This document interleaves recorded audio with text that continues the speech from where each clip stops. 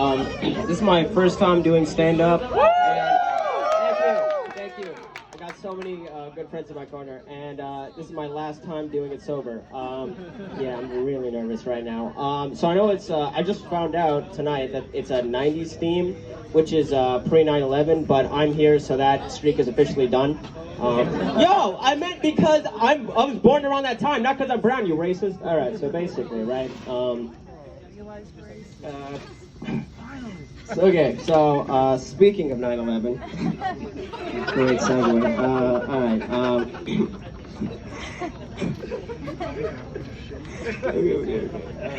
Shaving blade is also.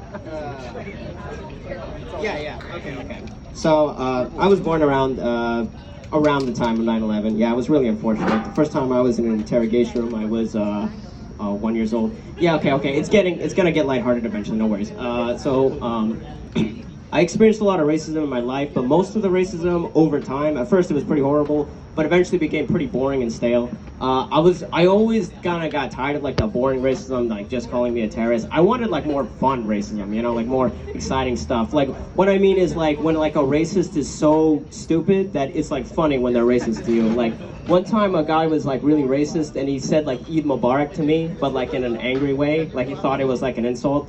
And for those of you who don't know anything about Islam, Eid is like the Christmas for Muslims. So it's, imagine if someone was like really aggressive to you and they said like Merry Christmas in like a very like aggressive way. Like they're aggressively wishing you the best possible holiday. All right, so yeah, okay, I think that's all I had for 9/11. All right, so basically.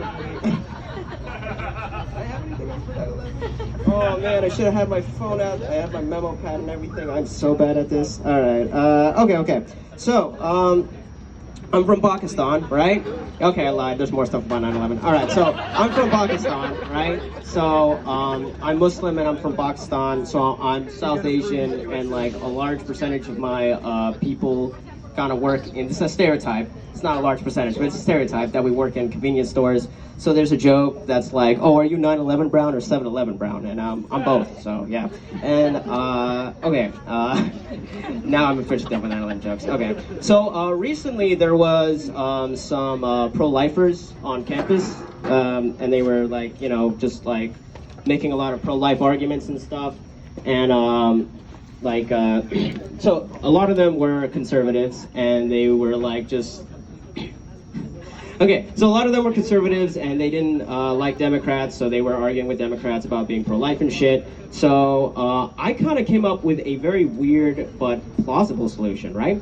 Is that technically, if you are pro-life, you should support, if you're pro-life and anti-Democrat, you should support abortions. Because the majority of people who commit abortions are Democrats, right?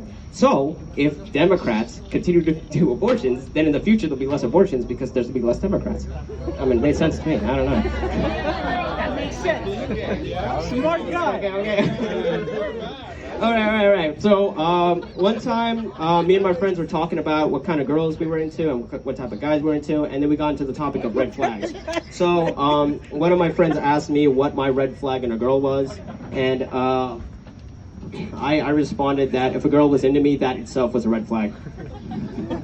Okay, so well, all right. I think this is the last one I have. No, it isn't. Okay, so yeah, thanks. Okay, so when I was really young, I was taught about the American dream and shit, and then I was told about how the ideal American society was the nuclear family with you know, like the wife, the husband, and the 2.5 kids, the picket fence. And I was always confused by the 2.5 kids part, because I always kind of didn't get the math right on that one. How do you have 2.5 kids? What does that mean? So then I kind of discerned that like the dog was part of the family in that equation. He was the 0.5 in the 2.5 kids. And he was like, he counted as half a child, because you don't love it as much as a child, but about as half as much as you would love a child.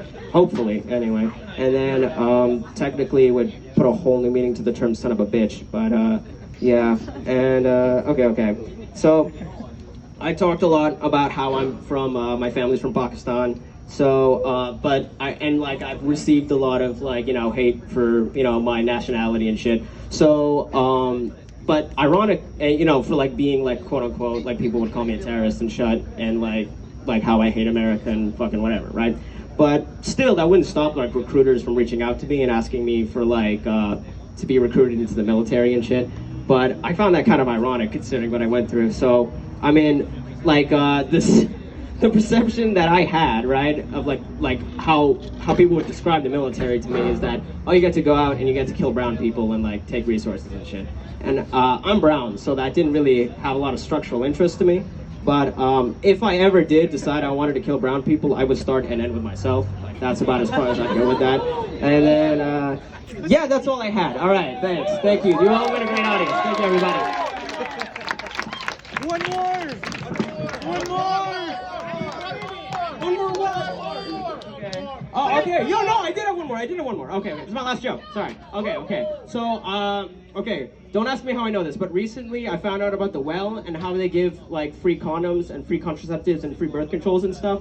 But textbooks, like classes sometimes, and all pencils, whatever you name it, you still have to pay for out of pocket. It's not covered in tuition. And I thought that was whack. I thought it was kind of weird how UCR, the school, kind of prioritizes like my right to nut over like my right to have an education. I thought that was kind of like fucked up priorities, you know? I mean, it's kind of fucked up when I'm complaining about getting free condoms, but that's how fucked up it is. It's at this point. All right, yeah, that was it. That was my little soapbox. All right, thank you.